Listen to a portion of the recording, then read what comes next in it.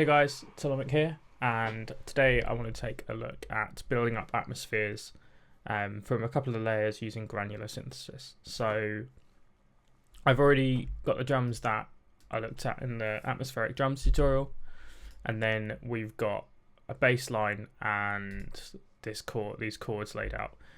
So we'll look at building that kind of re-space first, and then the granular layer over the top. One thing I want to do very quickly before we do this is actually just set the sidechain up. So again, as I said before, I use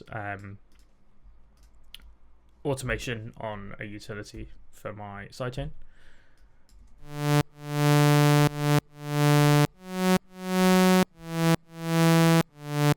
And because it's quite an atmospheric tune, I want to use quite a slow release. But the advantage of using automation is that you can tweak it visually really easily. I always found when I was using a compressor, it was a little bit difficult to time the release properly. And because it's sidechain, it is a timed effect. Whether you're using it with a really short release so that you can make it tight and snappy and not audible, or whether you're using a longer release, it is something you want to be aware of the timings for. A lot of people use compressors, make that work absolutely fine. It's just for me, I could never quite get it right. So that's why I use that. So we'll look at this first. So we'll just solo.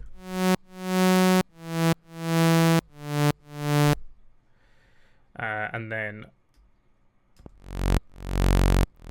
a couple of saw waves, octaves down.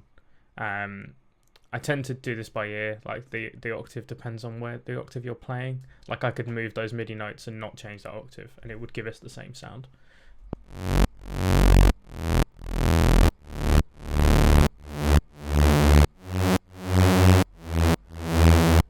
And then turn the filter on.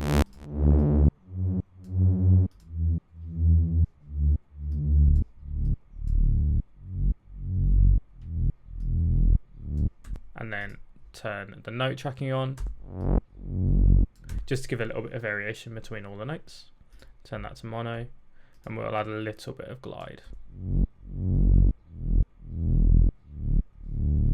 One thing I'm going to do very quickly is, I'm not sure if that's too low or not, is just add a spectrum to see where those lower notes are hitting.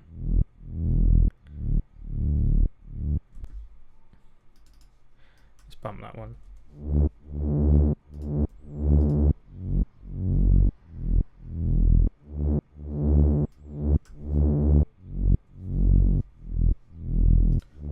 Let's go with that for now. And then a couple of little effects I tend to add in the saturator presets. There's one called a bit warmer.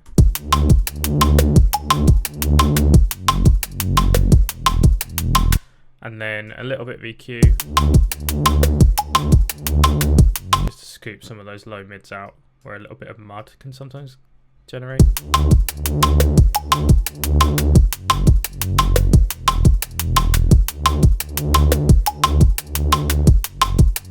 One thing to be aware of as well when you're detuning two saw waves is you get that beating.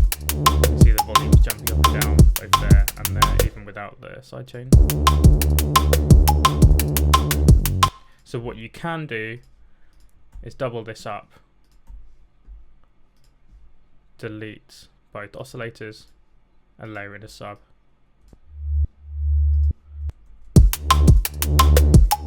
And then you obviously just want a high pass.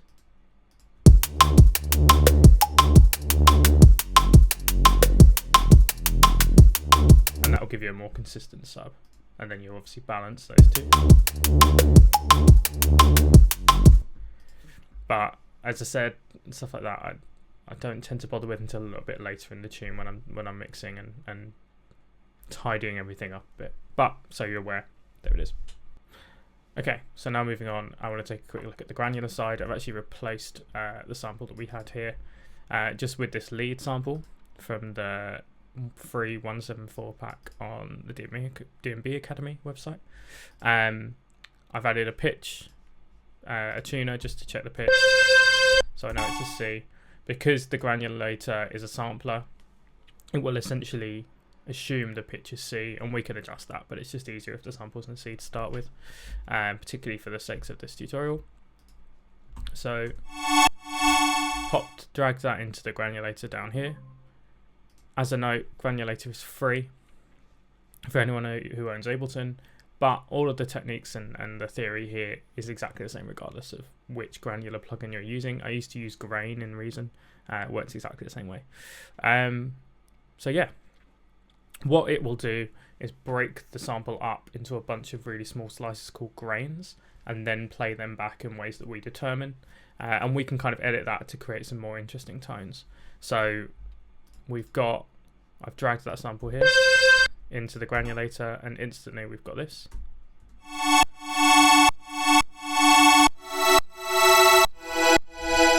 It's a little bit high, so the first thing I'll do is just drag the pitch in.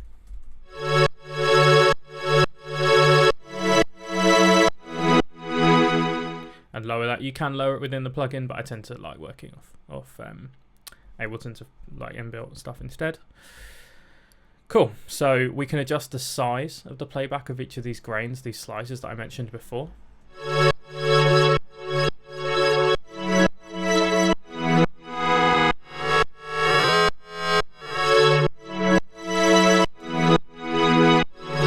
Using the grain dial here. Spray will randomize where these slices come from around our grain point. So essentially like create a spray of sound around that chosen point. So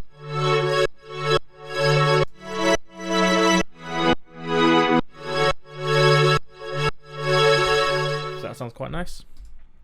Now we'll go in and adjust our envelopes. And you can see there's a pitch control here if I wanted to do it instead of doing it there. And we've got some filters as well. So let's maybe create a little filter envelope too. Sorry, there we go.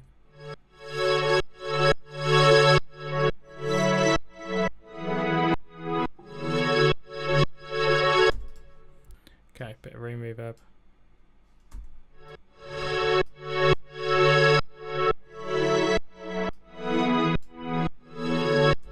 And some EQ, just to tidy that up a bit.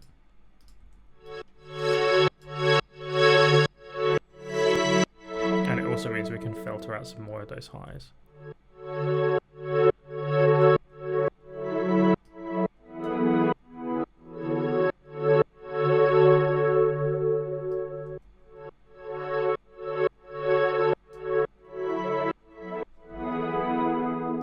And there we go. We've gone from this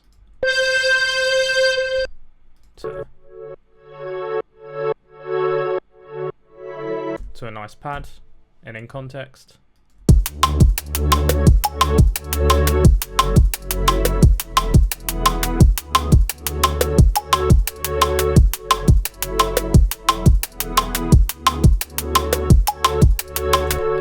It's that simple, and there's not really a lot to go through because it is that easy.